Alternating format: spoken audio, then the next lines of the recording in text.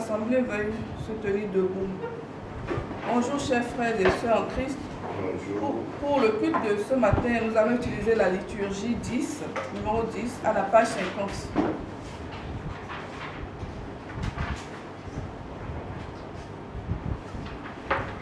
Notre aide soit au nom du Père, du Fils et du Saint-Esprit. Amen. Nous allons lire le psaume du jour, le psaume 25. Nous allons le lire de façon antiphonique. Éternel, j'élève à toi mon âme.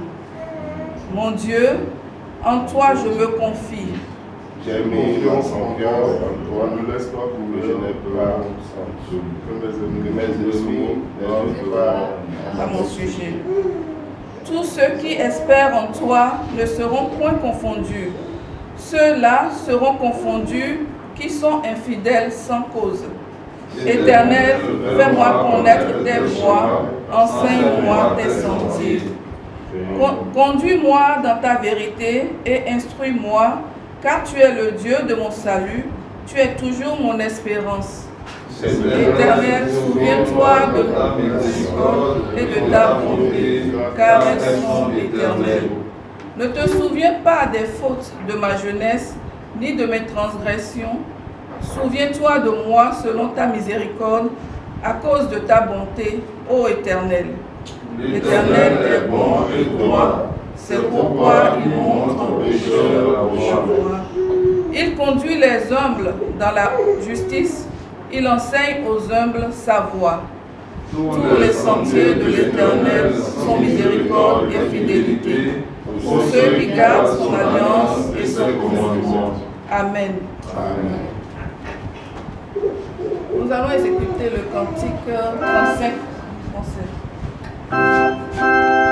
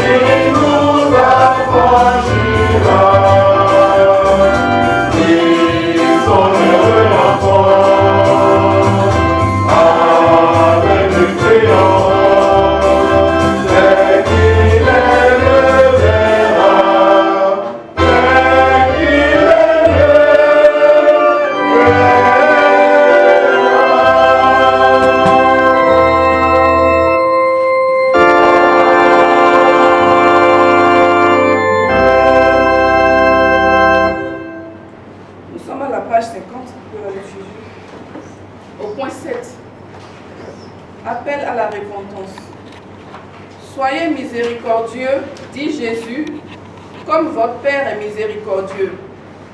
Ne jugez pas, et vous ne serez pas jugés. Ne condamnez pas, et vous ne serez condamnés. Pardonnez, et l'on vous pardonnera. Donnez, et l'on vous donnera. On se servira pour vous de la mesure avec laquelle vous mesurez. Pourquoi m'appelez-vous Seigneur, Seigneur, et ne faites-vous pas ce que je dis? Je vous donne un commandement nouveau. Aimez-vous les uns les autres comme je vous ai aimés.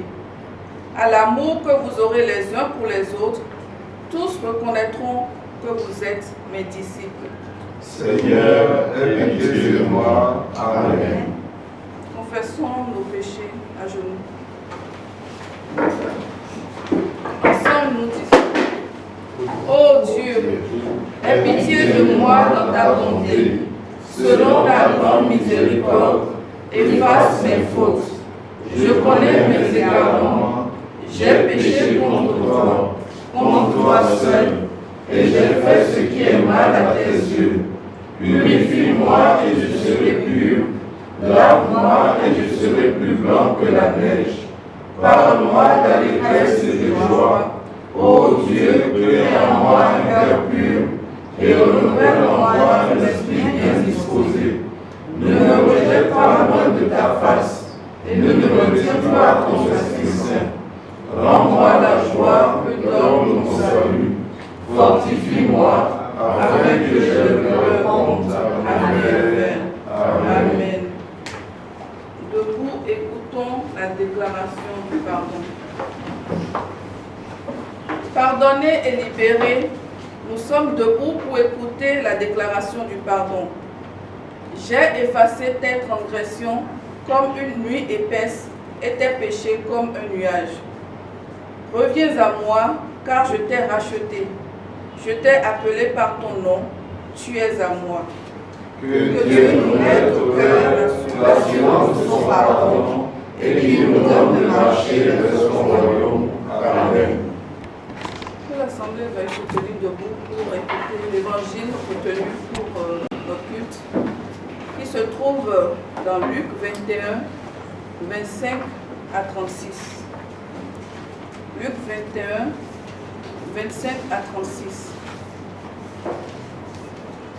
Il y aura des signes dans le soleil, dans la lune et dans les étoiles.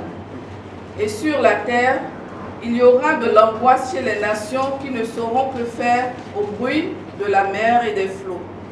Les hommes rendent l'âme de terreur dans l'attente de ce qui surviendra pour la terre, car les puissances des cieux seront ébranlées. Alors, on verra le Fils de l'homme venant sur une nuée avec puissance et avec grande gloire. Quand ces choses commenceront à arriver, redressez-vous et levez vos têtes parce que votre délivrance approche. Et il leur dit une comparaison. Voyez le figuier et tous les arbres. Dès qu'ils ont poussé, vous connaissez de vous-même en regardant que déjà l'été est proche. De même, quand vous verrez ces choses arriver, sachez que le royaume de Dieu est proche. Je vous le dis en vérité, cette génération ne passera point que cela n'arrive. Le ciel et la terre passeront, mais mes paroles ne passeront point. Prenez garde à vous-même, de crainte que vos peurs ne s'apesantissent par les excès de manger et du boire, et par les soucis de la vie, et que ce jour ne vienne sur vous à l'improviste. Car il viendra comme un filet sur tous ceux qui habitent sur la face de toute la terre. Sainte est la parole de Dieu qui nous sanctifie par sa parole. Amen.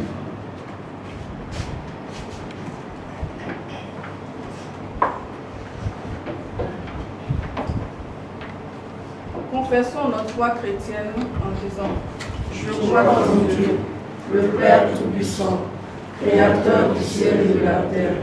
Je crois en Jésus-Christ, son Fils unique, notre Seigneur, qui a été conçu du Saint-Esprit, et qui est né de la Vierge Marie. Il a souffert sous Ponce Pilate. Il a été crucifié. Il est mort. Il a été enseveli. Il est descendu aux enfers. Le troisième jour, il est ressuscité des morts. Il est monté aux cieux. Il s'est assis à la droite de Dieu, le Père Tout-Puissant. De là, il viendra pour juger les vivants et les morts. Je crois au Saint-Esprit. Je crois à la Sainte Église universelle, la communion des saints, la rémission des péchés, la résurrection de la chair et la vie éternelle. Amen. Maintenant, unissons-nous dans la prière d'intercession.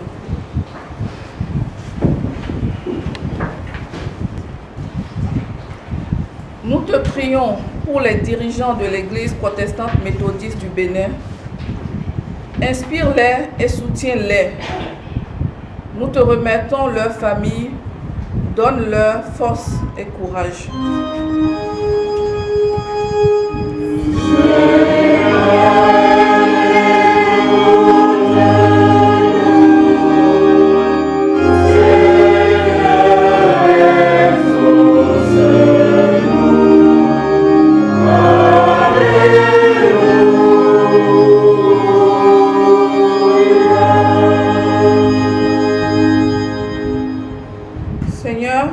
Inspire et conduis les communautés d'hommes et de femmes qui travaillent dans l'Église. Rends plus ardent leur désir de te servir, leur intérêt pour ta parole, leur joie de communier avec toi. Touche le cœur de ceux dont l'affection pour l'Église s'est attiédie.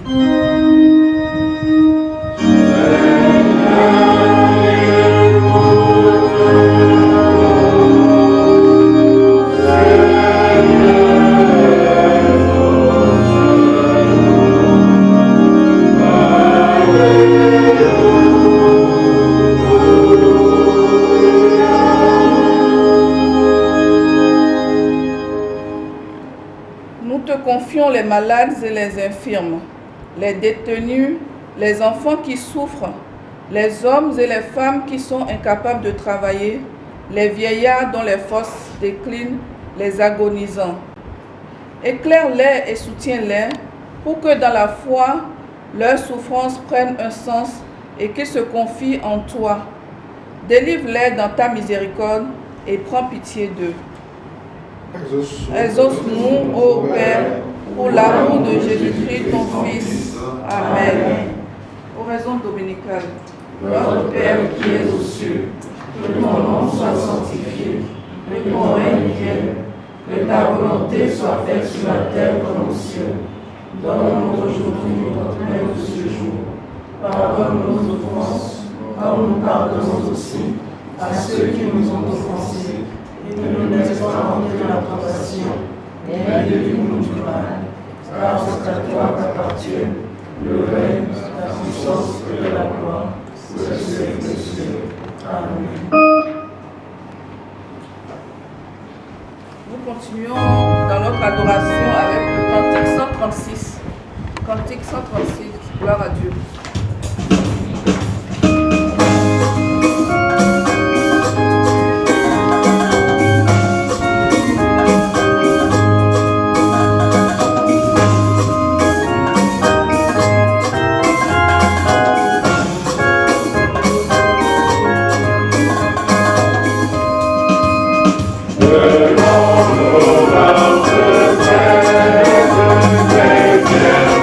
Para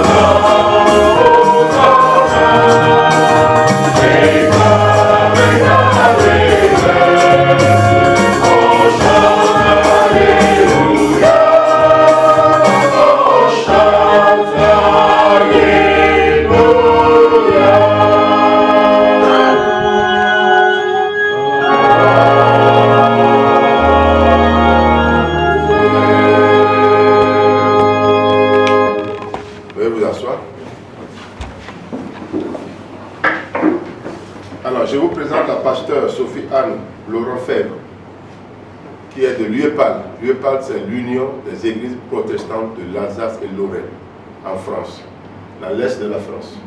Voilà, vers Strasbourg. Elle est envoyée de DM Échange et Mission. C'est l'un de nos partenaires européens qui travaille avec l'EPMB, qui nous accompagne dans nos projets. Elle est là, dans ce cadre. Elle aura 1 an à faire au Bénin. Donc, je l'ai présentée déjà au bureau du conseil du Sud Bénin. Elle a commencé les activités avec nous. Donc, elle aura la charge de nous présenter le message ce matin. Elle est accompagnée de son époux. Voilà. Merci beaucoup. Soyez les bienvenus pour notre communauté. Voilà. Chers frères et sœurs, merci beaucoup pour l'accueil ce matin. Merci, Président, pour la présentation. Je suis effectivement ici en mission pour 1 année et l'objet de ma mission se trouve être le développement holistique. Alors, qu'est-ce que le développement holistique? Eh bien, dans ma mission, j'accompagne les futurs pasteurs, les pasteurs et les paroisses sur pourquoi et comment dans les... pour travailler à l'épanouissement de tout être humain et de tout l'humain, à l'épanouissement intégral, on peut appeler, donc que ce soit au niveau économique, social, psychologique et bien sûr spirituel. C'est dans le cadre de cette mission que cette semaine, toute la semaine, eh bien, j'ai donné une formation à l'UPAO aux étudiants en licence de théologie. Et durant la semaine, on a eu un temps pour étudier l'environnement et particulièrement ce qu'on appelle le changement ou plus communément le réchauffement climatique, qui est une thématique aujourd'hui indissociable du développement. Si on veut se développer, il faut prendre en compte l'environnement. Et donc avec les étudiants et étudiantes, nous avons reconstitué la cause de ce bouleversement climatique, les causes dont à l'origine on retrouve l'être humain, et puis on est arrivé jusqu'aux conséquences qui sont déjà présentes, qu'on peut déjà voir, mais des conséquences aussi qui sont annoncées par les experts du climat pour l'avenir proche. Et alors parmi ces conséquences, on retrouve entre autres la sécheresse, les incendies, les inondations, les cyclones, des maladies, plus de famine, des guerres et des réfugiés climatiques. Alors ce sont des phénomènes qui sont déjà visibles dans certains endroits du monde et parfois on n'a pas besoin d'aller sur les réseaux pour se tenir informé, il suffit de sortir de chez soi pour les voir. Et ces phénomènes ne font qu'augmenter tant dans leur intensité que dans leur fréquence. Alors quand je lis, moi, l'évangile de ce matin chez Luc, eh bien là où l'auteur nous parle de signes dans le ciel, de populations angoissées sur la terre, de phénomènes violents à la surface de l'eau, eh bien j'y vois tout ce que je viens de lister. Sécheresse, incendie, inondations, maladies, conflits, réfugiés. À tel point qu'on peut s'interroger, est-ce que c'est aujourd'hui qu'est arrivé le jour qu'a annoncé Luc? Est-ce que c'est maintenant l'irruption du royaume de Dieu, marquant la fin du monde tel que nous le connaissons? Est-ce que la fin du monde est imminente? Elle est pour notre génération et nous allons la voir. Eh bien, si c'est le cas, alors on n'a rien à faire face à ces signes. Il ne sert à rien de lutter contre, il ne sert à rien d'essayer de résoudre ces problèmes qui viennent nous accabler, que ce qui doit advenir selon le plan de Dieu pour la fin du monde advienne. Qui est l'humain pour chercher à empêcher ces signes du retour du Christ d'arriver? Alors, chers frères et sœurs, soyons forts et fortes, attendons ce qui doit arriver et subissons ce qui s'abat sur nous, car la délivrance est annoncée pour bientôt. Attendons, subissons et puis prions pour, malgré tout, arriver debout devant celui qui vient. Voilà ce que prêchent les marchands de fin du monde, si je peux les appeler comme ça, ceux qui font commerce de la peur des hommes et des femmes. Mais qui viendra annoncer la fin du monde comme si lui-même l'avait créé? Qui viendra annoncer la fin du monde comme si lui-même en était le créateur? Bien-aimés dans le Seigneur, il est des connaissances qu'il ne nous revient pas d'avoir, et celle de la date de la venue du royaume de Dieu en est une. Elle n'appartient qu'à celui-même qui a créé notre monde et de qui nous attendons le royaume. Dieu fera pour lui ça c'est certain. Dieu fera pour lui en son temps. Alors nous, aujourd'hui, faisons pour nous. Et arrêtons de regarder vers le ciel, vers ces signes, en faisant comme si la terre n'existait plus. Aujourd'hui, préoccupons-nous de nous. Et c'est d'ailleurs ce que nous dit le texte du jour. Il nous dit « Redressez-vous et relevez la tête ». Et j'ai même envie d'ajouter, pour terminer ce mouvement « Redressez-vous, relevez la tête », retroussez-vous les manches. Mettez-vous au travail pour permettre aujourd'hui à chaque être humain de se redresser et de relever la tête à son tour. Œuvrons pour briser les chaînes qui tiennent le monde prisonnier, pour retirer ce qui pèse sur nos semblables et les tient courbés, pour mettre un terme à ce qui menace la vie de tout être. Alors réfléchissons et agissons individuellement et ensemble pour que ces conséquences du changement climatique qui menacent notre vie et celle de tout être vivant ne s'aggravent pas davantage. Engageons-nous pour dénoncer toutes les injustices dont nous sommes témoins. Arrêtons de nous taire face à toutes ces violences que nous voyons ou dont nous entendons parler.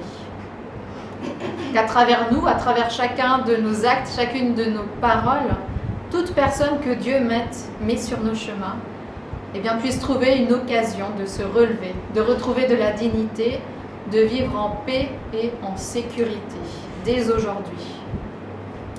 Le règne de Dieu, peut-être, arrivera dans un futur plus ou moins lointain, peut-être un futur proche, un futur imminent même.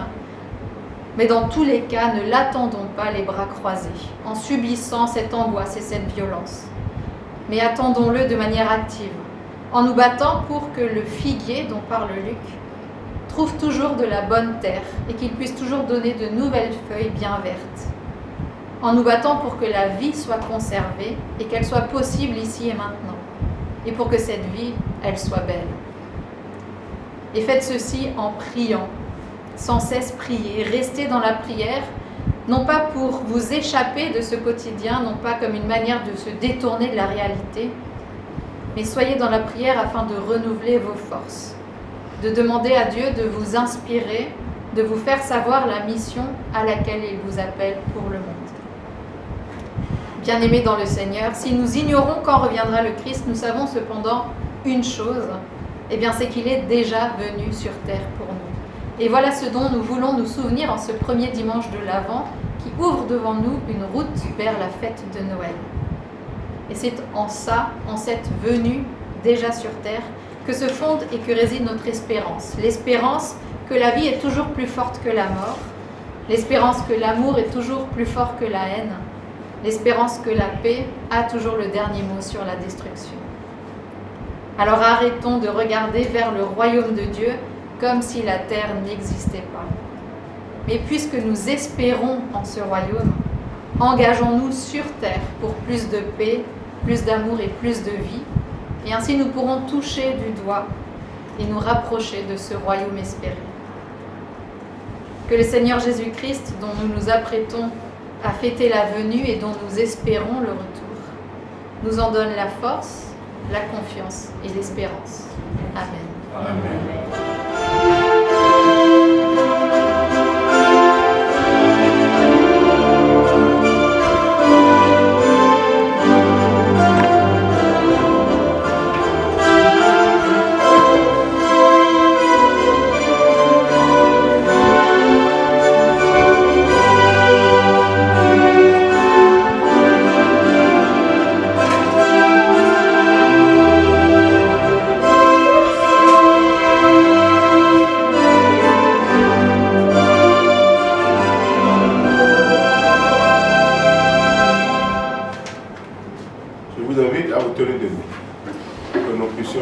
À l'Eucharistie avec la première strophe du cantique numéro 100. Numéro 100, première strophe.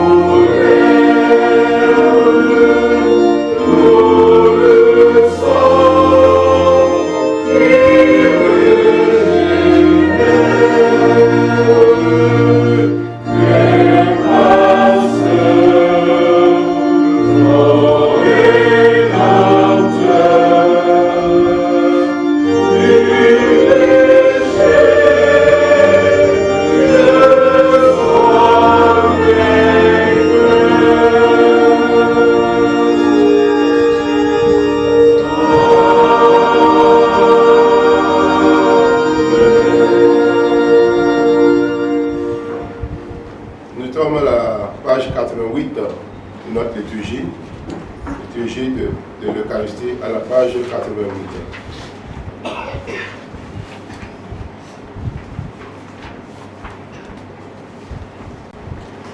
Que la paix du Christ, à laquelle vous êtes appelés pour former un seul corps, règne dans vos cœurs au nom du Père, du Fils et du Saint-Esprit. Amen. Accueillons-nous mutuellement comme Dieu nous a accueillis. Élevez vos cœurs. Nous les élevons au Seigneur. Rendez grâce au Seigneur notre Dieu. Cela est digne et juste.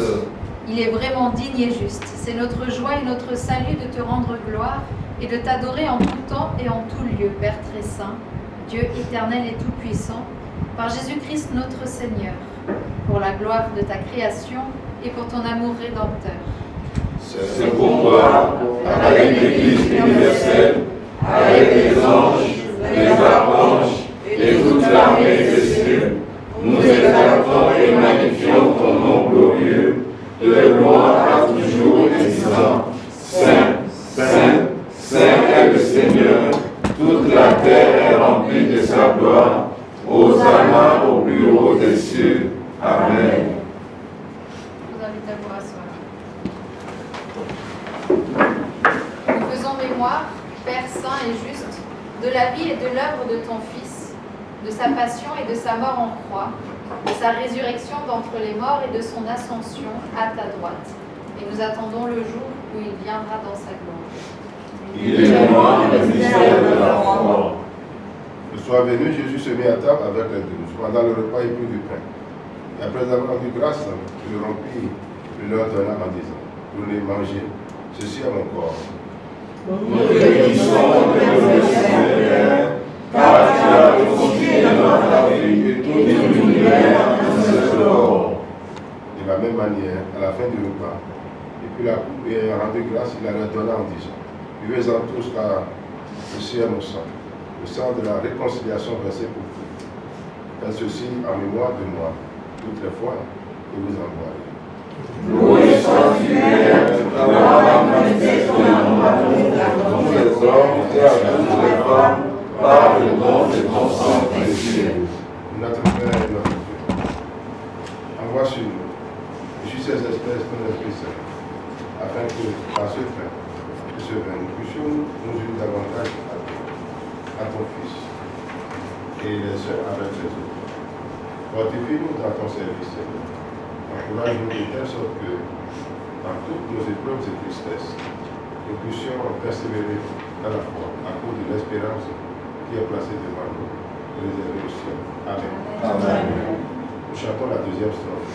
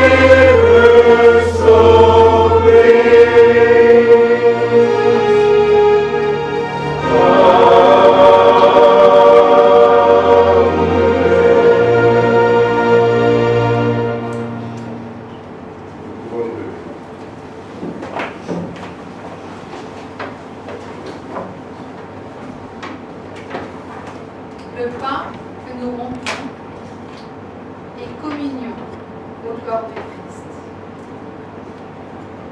Amen.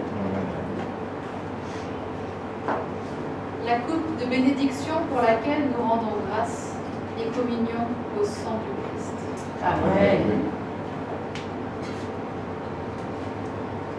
Nous disons au point 11. Seigneur, je ne suis pas digne de ramasser les miettes qui tombent de ta table.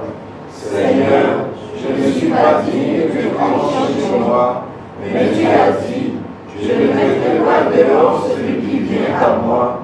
Pour cela, dis une seule parole, et mon âme sera guérie. Amen. Le Seigneur Jésus a dit, celui qui mange ma chair et boit mon sang a la vie éternelle. Et je le ressusciterai au dernier jour, car ma chair est vraiment nourriture et mon sang est vraiment un breuvage. Que celles de ceux qui reconnaissent en Jésus-Christ le Seigneur et Sauveur viennent partager ce repas. Venez à tout temps. C'est le Seigneur qui vous appelle.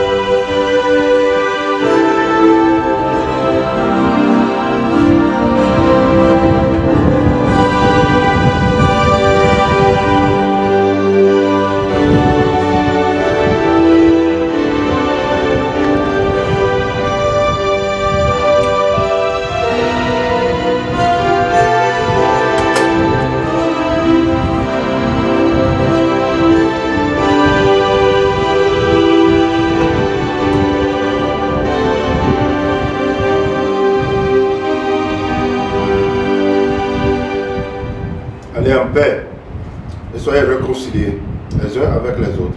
En Jésus-Christ, notre Rédempteur, le Messie promis est venu. Amen. Amen. Nous reprenons nos places et nous prions nos liturgies.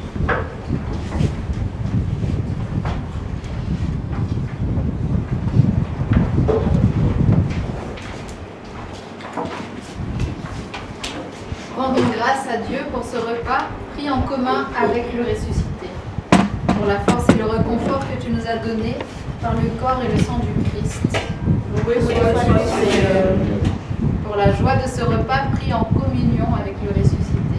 Loué soit le Seigneur. Pour l'unité en un même corps de tous ceux et de toutes celles qui participent au même pain et à la même coupe. Grâce te soit rendue, Seigneur. Pour la vision de ton royaume éternel. Nous te louons et t'adorons, Seigneur. Amen. Nous allons nous asseoir.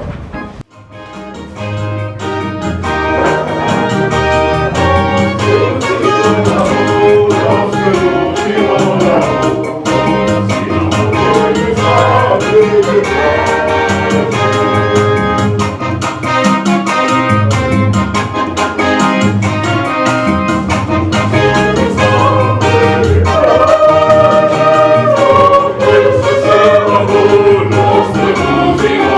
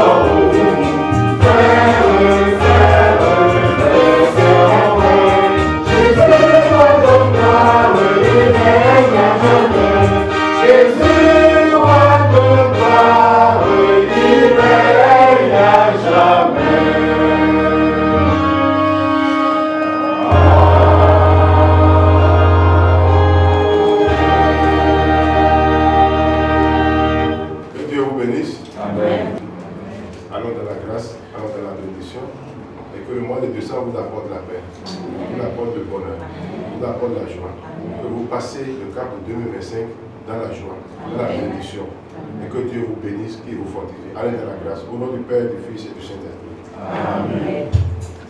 On soit avec le 278.